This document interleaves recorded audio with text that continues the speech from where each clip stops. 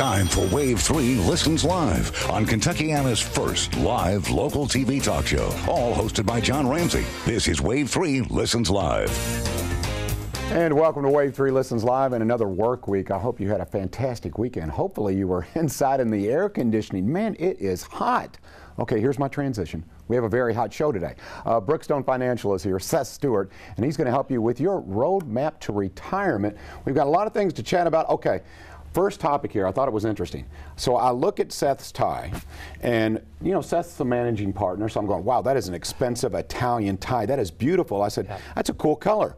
And you told me the story about your tie. $1.75. Streets in New York. You know, you never know what you'll find on those side streets, right? The little vendor tables. Wait a minute now. Yeah, I've seen those. You mean it was a little street vendor? Yep. And how much was the tie again? It was 3 for $5. So, you know, John, I get as many compliments on this tie as I do some of the ties I paid probably 10, 20 times that. I like it. I have to admit, I'm going to find that vendor the next time I'm in New York City. Yeah. Okay. We begin each show each week with a weekly interest rate update. If you're looking for your roadmap to retirement and you want to go in the right direction, you know, really, interest rates have a lot to do with that, right, Seth? They do, and interest rates are near historic lows right now, so it's tough to find a decent yield for your money. But you got to put your money to work for you. FDIC insured money markets at Brookstone paying 0.80, 3-year fixed annuities at 2%. 5-year fixed annuities 3.15, and 1-year bonds are at 5, 2-year maturity bonds are at 6.5, and 3-year maturity bonds are at 7.5. John, get a lot of questions about those bonds, and those are actually an annual yield on those bonds. So the 3-year is actually paying 7.5 each and every year for the 3-year period. All righty. Yep. If you like to have a little fun along with a little bit of knowledge, this is the right show because they have a golf scramble coming up, and you can get involved. Get your company involved. Brookstone Financial, and it's helping out a worthy cause. Yeah, John, this is our second annual golf scramble with proceeds benefiting Ronald McDonald Charities. Very excited about this event. It's a charity that's very near and dear to my heart.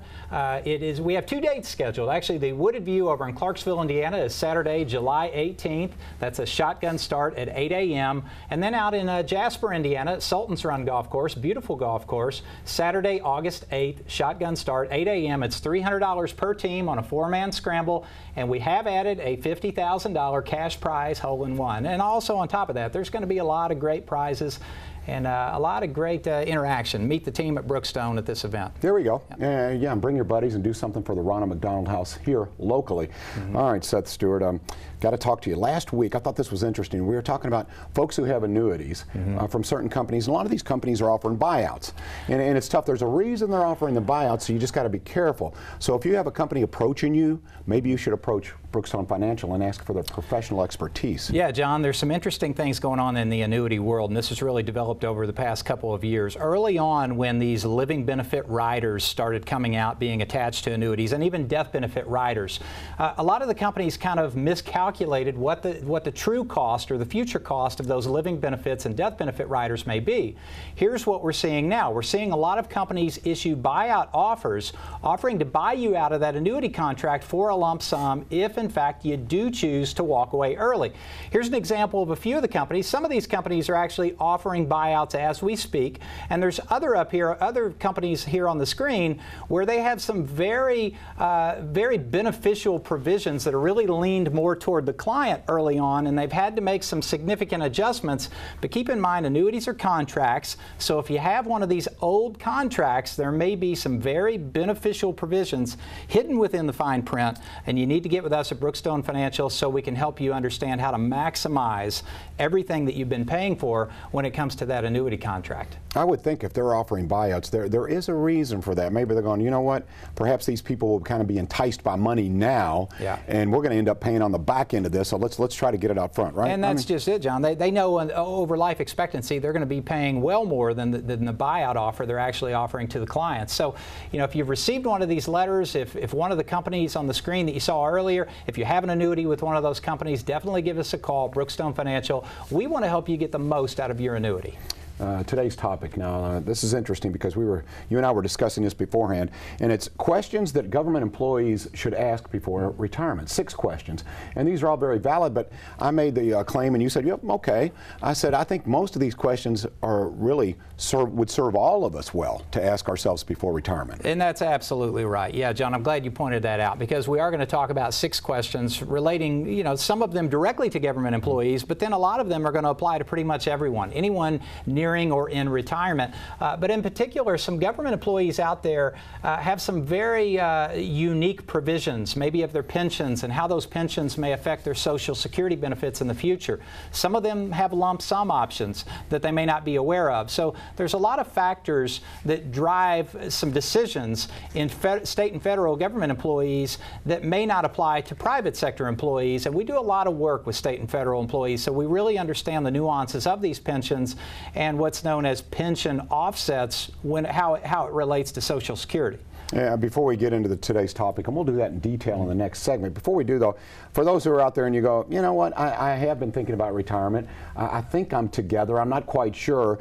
If someone would like to sit down with someone from Brookstone Financial, there is no obligation. You can have an initial meeting and see the kind of benefits that you can get from a company like Brookstone. John, it's an absolutely free, complimentary 1-hour one-on-one consultation. You'll either meet with myself or one of our team members. Now, here's what I would tell you. Bring whatever you're comfortable with sharing with us, but at the end of the day, the more information you provide us, the better advice we can provide you. So think of it as a second opinion, just as with your health. You may get a second opinion with your finances as well. We're not telling you not to trust the individuals that you're working with today. We're simply telling you to verify and reinforce what they're telling you when it comes to your money and your retirement for the future. When it comes to finances in most of our lives, I think just about everyone, things evolve. The rules change a little bit according to Medicare, Medicaid, whatever the case may be there. 401ks, everything just evolves. So it's good to have someone who's on top of it and knows really the direction that the economy is going in as well. And to that point, retirement and retirement planning is a moving target. And at Brookstone, we utilize a lot of technology to help our clients track, monitor, and maintain their financial plan. So in the past, you may go to your broker or an investment advisor. They print out this lengthy financial plan. Here's your retirement plan. Comes in a nice, neat little binder. You put it on the shelf. But if you don't have a system in place to track the movement of the market and how the movements in the market affect your probability that you're going to hit these goals in the future, you're somewhat shooting from the hip with your eyes closed. So at Brookstone, we utilize technology to constantly track our clients' retirement plans. And we're taking all the bits and pieces and tying them together. Things like pension options, Social Security benefits, when and how much do you withdraw from your portfolio, and it all comes back to this little meter here you're seeing on the screen. It's called probability of success. And as we see fluctuations in the market, as we see fluctuations in your spending habits, we're going to see how all those variances affect the probability that you're going to hit these goals in the future. And John, this right here, here's what this does at the end of the day. It helps us avoid making emotional decisions, because now we have all the data, we have all the numbers, and we help our clients make a solid, sound business decision versus getting just emotional. And that's tough. I mean, And I would also think it gives me a little bit of a sleep insurance. It's like I can rest at ease. I know I'm moving in the right direction towards my retirement. Yes, right? Yeah, absolutely. I mean, the market's going to be volatile. It's just part of being in the market. And, we manage a lot of money in the market. We also have alternative assets outside the market as well. And the reason why we use those is to help bring down the volatility. But when you're in the market, fluctuations are going to occur. The question is, how much of a fluctuation can you see without derailing yourself? All right. It all makes perfect sense when you have it explained by Seth Stewart. Okay. Coming up here, we're going to talk about questions you should be asking yourself if you're a government employee, or if you're just like me. All of those questions are coming up. There's 6 of them. Get ready. More with Brookstone Financial on Wave 3 Listens.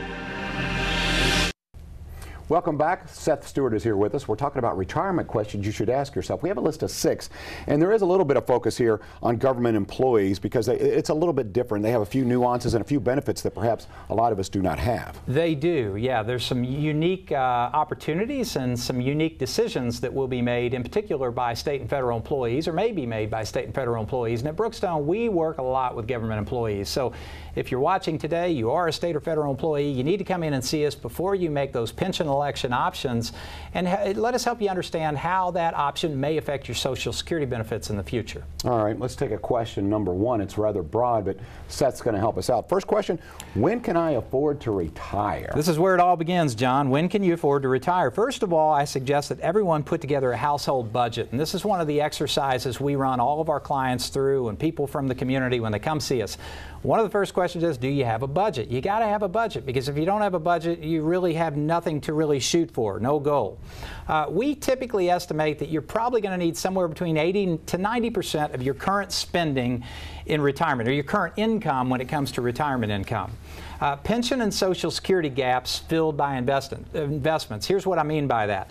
Someone may be ready to retire at 62, but we're suggesting they delay Social Security till 66. Well, now you have a gap you have to bridge. You have a 4-year gap in that case. Now, there's an old rule of thumb that says you can withdraw 4 to 5% of your portfolio value each and every year while minimizing the risk of running out of money. Now, that rule is somewhat been blown up in the past, in particular 08, and you have to be very careful when it comes to this withdrawal rule, because fluctuations in the market can really derail you when you're taking money out. I would also think you talk about a moving target here. When we say, when can I afford to retire? Something else you have to work in that I think would be tough, but perhaps Brookstone could help me, is like, how do I know about fees? Like, I think I've got all of this money over here, but then, I haven't accounted fees, interest rates, things like that, commissions. Tell me exactly how that works, or how can we guesstimate those? Yes, and to that point, first of all, the fees. First and foremost, you need to understand how the people you're getting financial advice for are actually paid. There's the brokerage relationship, and then there's the fee-based relationship. The brokerage relationship is more of a commissionable transaction.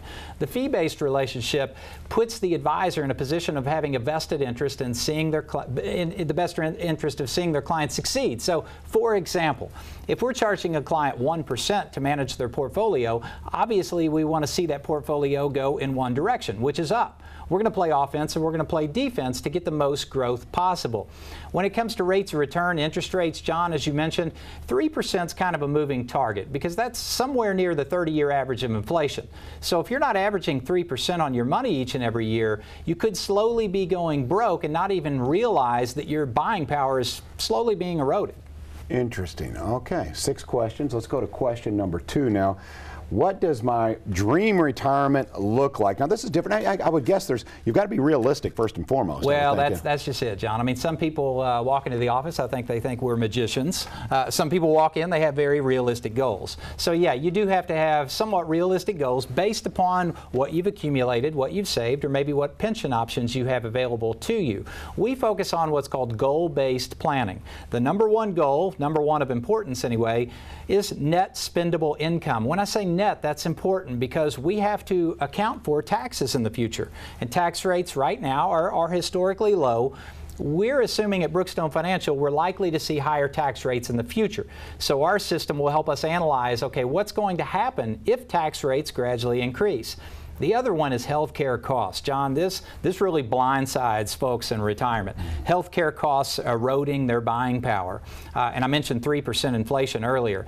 The healthcare inflation rate is about time and a half that, somewhere around 4.5%. And then ultimately, there are the wants in retirement. And that may be travel, it could be leisure, how often you want to travel around the country or even around the world. Interesting. With healthcare costs, because this is the one that scares me most. How can you guesstimate? Because I would think a lot of people would think, I think I have that covered, but then as you said, those costs are going up. So getting with someone like Brookstone, you can look at the raw numbers. And sometimes a reality check may be what we don't want, but what we all need, correct? Well, yeah, you're exactly right. And the other issue is if you're retiring at 62, age of eligibility for Medicare is 65.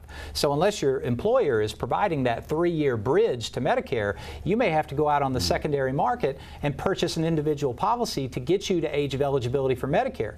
And then there's also situations, and today we're talking, toward the general public, but also toward state and federal employees. There's a lot of employer-sponsored and government-sponsored health care plans that won't cover the surviving spouse or the spouse to age 65. So they may cover the wage earner, but then we may have to go out on the secondary market and buy an additional policy just to get the spouse to the age of 65 to where Medicare will pick them up at that point. This is where Brookstone really could come in handy, because you can really show them exactly what you're looking at, what it's going to cost for your future, pretty close. And also, what have you done? You can take a look at what they have done, and this is where this will apply, this is where it won't count. That's all interesting stuff. Yes, and John, I mean, think about this. If you pull the trigger on retirement and you send in your package, to separate from service, there may be no going back, and at that point, you may not have realized that you need to buy a bridge to Medicare. You may not have thought that out. There's several things that you really need to think about and talk through before you pull that trigger in retirement. All right, we just finished with number 2 here, so let's go to question number 3, if you would, please. Yes. Here we go. Question number 3 is, how will I pay for health care in retirement? So we stay on the topic of health care because it is a little complex. It is complex, and it's also very expensive. As a society, John, we're living longer. We may not be living healthy necessarily, but we are living longer. So health care costs have risen on average about 4.5% per year since 1965, and that inflation rate is gradually climbing. So I mentioned, 3% is the average cost of living adjustment when it comes to protecting your buying power. Well, when it comes to health care, we've got to factor in somewhere around 4.5% to 5% moving forward. And here's another one, and this can really blindside you, especially in the later years of life. The estimated annual cost of long-term care expenses in today's dollar is between $77,000 to $87,000 per year. So if you think about, okay, here's what I've saved, if you face those costs, John, I have seen those totally blow up someone's retirement by not having either a long-term care policy in place to protect against those expenses or some other form of planning.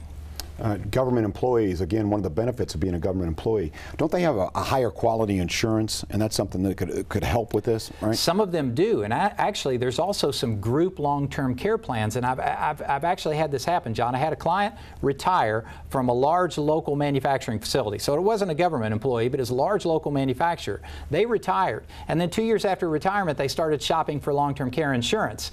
Well, they didn't realize that before they retired, their company, their previous employer, offered long-term care insurance at a discounted rate, but since they had already retired, it was too late to go back. So now they're paying about 30% more than they would if they would have picked it up through the employer. So we're really going to uncover we're going to turn over all the stones to make sure you don't step on a landmine in retirement. All right, we've been through half of our questions. Before we go to the next half of the questions, we've got a trivia question Brookstone Financial is going to give you, and a prize up for grabs here. Here we go, Seth. We're going to see how well they've been listening. Medicare beneficiaries between the ages of 70 to 74 spend approximately what percent of their annual household income on health care costs? Is it A, 12%, B, 17%, C, 19%, or D, 24% per year? And the gift certificate this week is provided by Sparrow's Tree Modern Baby Boutique in New Albany, Indiana. All right, if you know that, and give us a call. You know the number, 888-800-9283. If you know the correct answer to that, then you can win a gift certificate to Sparrow Street. Coming up, we're halfway through questions you should be asking,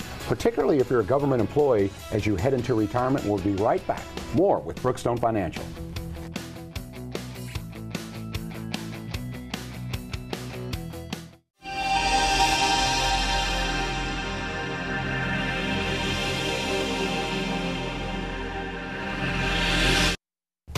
Welcome back. Seth Stewart, Brookstone Financial. A reason for you to go to their website, a free download, right? Yeah, John, we're talking about government employees and their particular retirement benefits. But as you mentioned at the beginning of the segment, I mean, this booklet really covers everyone today who is nearing retirement. So go to our website right now, Brookstone Financial, download this free report. There's a lot of valuable information included.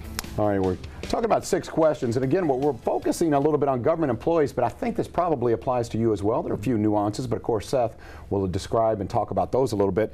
Question number 4, what are my retirement plan options? What are my options here And when you say options, let's talk about those a little bit, because it's different for everyone. Yeah, a lot of different types of retirement plans available today, John, through employers, state, federal government. First of all, we're going to talk about defined benefit plans. These are pensions. Now, pensions are becoming like dinosaurs. They're somewhat of a thing of the past. I mean, my children are 8 and 10 years old. They probably won't even know what pensions are. And the reason is, John, is the employers and the pension plans don't want the risk. They'd rather give you the lump sum at retirement and then let you manage that risk versus them having to manage that risk over your lifetime. So what we're moving from is we're moving away from a world of defined benefit plans or pensions to a world of defined contribution plans. That's where you put money in, you contribute to the 401k, the 403b, or the 457 plan, and they may match you along the way. They don't always match, but maybe they do. And if they do, you need to get as much of their money as possible. So try to max out that match at all costs. Then we get into one of the government plans, the TSP, or Thrift Savings Plan. This is a popular option with postal workers. Thrift Savings Plan. So there's minimal investment options within a TSP, but a TSP can often be turned into a lifetime of income, or they can roll it out in a lump sum. Typically, my clients that I run into with TSPs, we encourage them to roll it out because they have many more options outside the plan than what they have inside the plan. The last one, hybrid retirement plans. This is a retirement plan where you have both options. You could roll it out as a lump sum, or you could convert it to a pension. And speaking of pensions, John, kind of going back on that and elaborating on that a little bit more, when it comes to pension election options, you need to be very careful when you make that decision, because that's a lifetime decision. So if you're married in particular and you choose life only, you have to realize that if something happens to you, your spouse is left with nothing when it comes to the pension. So maybe you want to put a little weighting toward maybe a 50% survivor benefit, or a 75 or even 100% survivor benefit. Now, obviously, they're going to pay you a little bit less if you do take that option, but you're going to protect your surviving spouse if something happens to you. Now, we have the capability to help you analyze all these different options. I mean, some clients take life only, and then they buy a life insurance policy to replace the spouse's pension if, in fact, something happened to them. But, John, that's a big decision, when and how to elect the pension. Shouldn't be taken lightly. Yeah, and if you're married, of course, this is very important. If you're not, maybe not so much. But that's, again, a reason to see someone at Brookstone Financial, because everything changes, I would think. Not just benefits, but the way you're taxed, et cetera. I think it all could change. Like you said, it's all a moving target. It's all a moving target. I mean, thankfully, we have the technology to be able to monitor and maintain our clients' financial plans. I mean, every time we sit down with a client on a quarterly review or a biannual review, we pull up their plan, and they see a meter called probability of success. So based upon market fluctuations, based upon the income they've been pulling out in between our visits, they'll know if they're still on track to accomplish their goals. There's the probability of success. So if we see that meter nearing the red zone, then we need to dig a little deeper. We need to start, we need to lift up the hood, look under the hood, and see what changes or tweaks may need to be made to get us back in line or back on trajectory where we should be in retirement. All right, question number 5. What do I need to do before retirement? Maybe you think you're ready. Let's make sure you're on the roadmap to retirement. Yeah, first of all, John, you need to make sure everybody's on the same page. Discuss with your spouse or your loved one. I see all too often, husband or wife will show up alone, and they haven't even had the discussion with the other spouse yet. Okay, so make sure you have that discussion first. Establish a budget. We talked about that earlier. That's very important. That's kind of one of the building blocks. Review all your assets and income streams. These are the available assets that you have. Things like 401k, savings, brokerage, investments that you could draw supplemental income from. Now, the income streams would be things like pension and Social Security. Maybe it's rental property income too. So we need to gather all that information together, see what you have access to. Review your health care coverage. Before you make a decision to leave your employer, you need to find out if your health care coverage is portable. And you also need to look into other options like long-term care that may be offered through the employer. Legal documents, last but not least. I see too many individuals, John, they retire, they have no will, they have no trust. Maybe they don't need a trust, but they at least probably need a will, and they have no power of attorney. And that's a pretty risky position to put yourself in retirement without having these basic legal documents in place. Because without those in place, I mean, the biggest beneficiary could be the state or the court system or the attorneys. I hate to skip over question number 5 so quickly, but the last question may be the most important, and we have only about a minute and a half. Yeah. How can Brookstone Financial help? Yeah, first of all, John, we're going to start with helping you prepare a budget. We're going to educate you on all your plan options, and then we're going to talk to you about secondary market options if in fact you did take a lump sum. Let's establish some goals. Last but not least, let's build a comprehensive plan to meet those goals, and then moving forward, we're going to conduct periodic reviews to help you monitor and maintain your plan. Sleep insurance, you said it best earlier. That's what this type of planning provides you with. Wow, so if you want an appointment in Brookstone Financial, we're going to throw up the locations real quickly. And as we said, there's no obligation, but I think some of this information that you provided helps people know what they should bring and where their mind should be when they come into a meeting with one of your professionals. And bring what you're comfortable with. Here's the locations. We are currently in Louisville, Jeffersonville, Madison, and Jasper. There's the local number. We can direct you to any one of the 4 offices. You'll be meeting with myself first and foremost. Bring whatever you're comfortable with, and let's start building a roadmap to your retirement. All right, let's build that roadmap to retirement. When we come back here, we're going to have a winner for our little trivia question. Also going to tell you about a great golf outing. Make sure you got a pen so you can join us there, and it's for a great cause. And we'll also tell you a little bit more, again, about that interest rate update. Again, Brookstone Financial, we're talking about questions you should ask yourself before retirement. We'll be right back.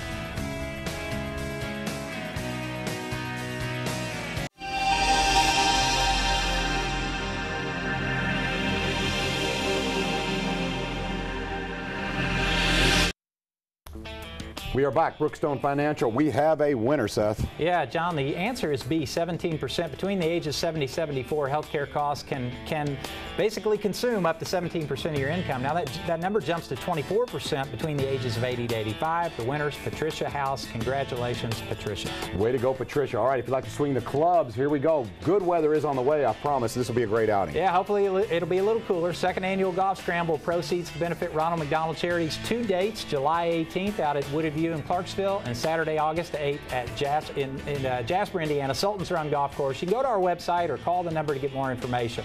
Here's the report download from today. I know we've given you a lot of info, but if you want more, download the report. It's absolutely free. You have nothing to lose and everything to gain. All right, lots of information. Get an appointment today with Brookstone Financial. It's a team of professionals, one relationship, and that relationship was with you to help you make sure you get the retirement you've always dreamed of. We do it every Monday with Brookstone Financial. Stay cool, and we'll see you tomorrow on Wave 3 Listens.